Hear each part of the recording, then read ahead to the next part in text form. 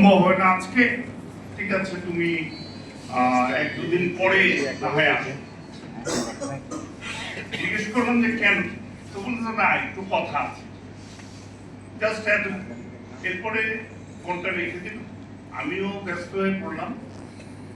যেদিন মারা গেল ওই দিন জসিম, আজাদ এবং আনোয়ার তিনজনই যে ছবিটা পোস্ট করলো, তখন আমি ধানমন্ডি লেকে হাঁটছি,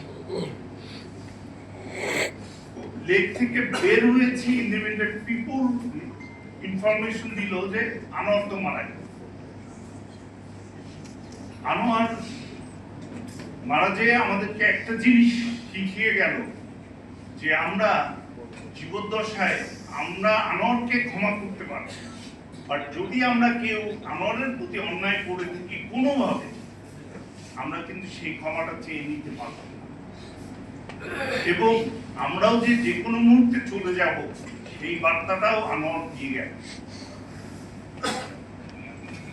অতএব আমার এখানে সংক্ষিপ্ত কথা হচ্ছে যে আমাদের কারোর ভিতরে, কারণ আমার কাছে খুব কে লাগে, আমরা এই এসএসসি 85 বলি 40 বছর আমরা পার করেছি, কিন্তু ঢাকা শহরে এর গ্রুপের কোনো শেষ নাই।